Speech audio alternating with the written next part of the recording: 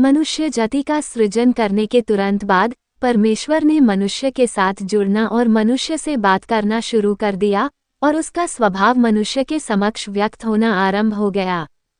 दूसरे शब्दों में, परमेश्वर जब पहली बार मनुष्य के साथ जुड़ा, तभी से वह अपना सार और अपना स्वरूप बिना किसी व्यवधान के मनुष्य पर जाहिर करने लगा। इस बात की परवाह किए बिना कि पहले के लोग या आज के लोग इसे देखने या समझने में समर्थ हैं या नहीं, परमेश्वर अपना स्वभाव प्रकट करते हुए और अपना सार व्यक्त करते हुए मनुष्य से बात करता है और मनुष्य के बीच कार्य करता है। यह तथ्य है और कोई भी व्यक्ति इससे इनकार नहीं कर सकता है। इसका यह भी अर्थ है कि जब परमेश्वर मनुष्य के साथ कार्य करता और जुड़ता है, तब परमेश्वर का स्वभाव, परमेश्वर का सार और उसका स्वरूप निरंतर सामने आते और प्रकट होते रहते हैं। उसने मनुष्य से कभी कुछ छिपाया या गुप्त नहीं रखा है, बल्कि इसके बजाय वह कुछ भी रोककर रखे बिना अपना स्वभाव सार्वजनिक और प्रकाशित कर देता है। इस प्रकार परमेश्वर आशा करता है कि मनुष्य उसे जान सके और उसके स्वभाव और सार को समझ सके। वह नहीं चाहता है कि मनुष्य उसके स्वभाव और सार के साथ अनंत रहस्यों की तरह व्यवहार करे, नहीं वह यह चाहता है कि मनुष्य जाति परमेश्वर को ऐसी पहेली माने जिसे कभी सुलझाया नहीं जा सकता है।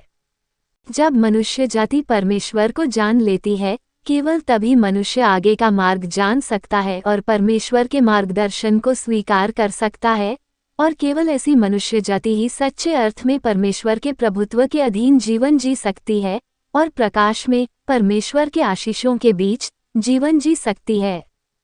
क्या ये चीजें परमेश्वर के सार से अवियोज्य हैं? दूसरे शब्दों में, परमेश्वर अपना स्वभाव और अपना समूचा स्वरूप उसी समय सामने लाता है जब वह मनुष्य से मांगे कर रहा होता है। इसमें कोई झूठ, कोई बहाना, कोई दुराव छिपाव और कोई साज श्रृंगार नहीं है। फिर भी मनुष्य परमेश्वर का स्वभाव जानने में असमर्थ क्यों है और क्यों वह परमेश्वर के स्वभाव को कभी भी स्पष्ट रूप से महसूस करने में समर्थ नहीं रहा है? मनुष्य ने कभी परमेश्वर की इच्छा की अनुभूति क्यों नहीं की? परमेश्वर से जो निकलता और उसके द्वारा प्रकट किया जाता है, यही वह है जो स्वयं परमेश्वर का स्वरूप है। यह उसके सच्चे स्वभाव का एक एक कतरा और फलक है, तो मनुष्य क्यों नहीं देख सकता है? क्यों मनुष्य पूरे ज्ञान के काबिल नहीं है? इसका एक महत्वपूर्ण कारण है। तो यह कारण क्या है? सृजन के समय से ही मनुष्य ने परमेश्वर के साथ कभी परमेश्वर जैसा बर्ताव नहीं किया। प्राचीनतम समयों में मनुष्य के संबंध में, उस मनुष्य के संबंध में जिसे अभी बस सृजित किया गया था, परमेश्वर ने चाहे जो किया हो, पर मनुष्य ने परमेश्वर को एक साथी से अधिक कुछ नहीं माना, कोई ऐसा जिस पर भरोसा किया जा सकता था, और मनुष्य को परमेश्वर का कोई ज्ञान या समझ नहीं थी। कहने का तात्पर्य यह है कि वह नहीं जानता था कि इस अस्तित्व जिस पर उसने भरोसा किया और जिसे अपने साथी के रूप में देखा, से जो निकला था, वही परमेश्वर का सार था, और न ही वह यह जानता था कि यह अस्तित्व वही एकमात्र परमेश्वर था जो सभी चीज़ों के ऊपर शासन करता है। सीधे सादे ढंग से कहें तो उस समय के लोग परमेश्वर को बिल्कुल नहीं पहचानते थे। वे नहीं जानते थे कि स्वर्ग और पृथ्वी तथा सभी चीजें उसी के द्वारा बनाई गई हैं, और वे इस बात से अनभिज्ञ थे कि वह कहाँ से आया, और इस बात से भी कि वह क्या था। निस्संदेह उस बीते समय में परमेश्वर मनुष्य से अपेक्षा नहीं करता था कि वह उसे जाने या उसे बूझे या वह सब कुछ समझे जो वह करता था, या उसकी इच्छा के बारे में जानकार हो, क्योंकि ये मनुष्य जाति के सृजन के बाद प्राचीनतम समय थे। जब परमेश्वर ने व्यवस्था के युग के कार्य की तैयारियां आरंभ की, तब परमेश्वर ने मनुष्य के लिए कुछ किया और मनुष्य से कुछ मांगे करनी भी शुरू की, मनुष्य को यह बताते हुए कि वह परमेश्वर को भेंट कैसे चढ़ाए और उसकी कैसे आराधना करे।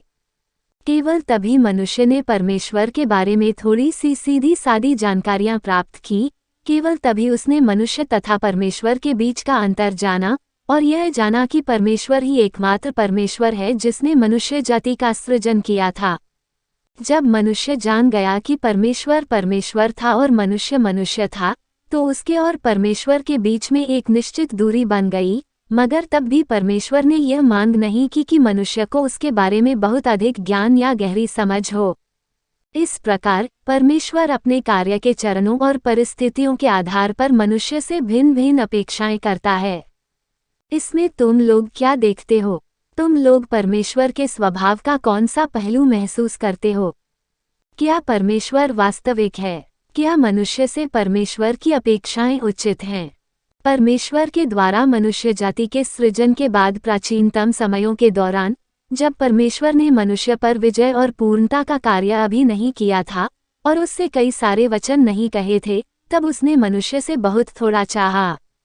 मनुष्य ने चाहे जो किया और उसने चाहे जैसा व्यवहार किया, यहाँ तक कि यदि उसने कुछ ऐसी चीजें भी की जिनसे परमेश्वर अप्रसन्न हुआ, किंतु परमेश्वर ने इस सब को क्षमा और अनदेखा कर दिया।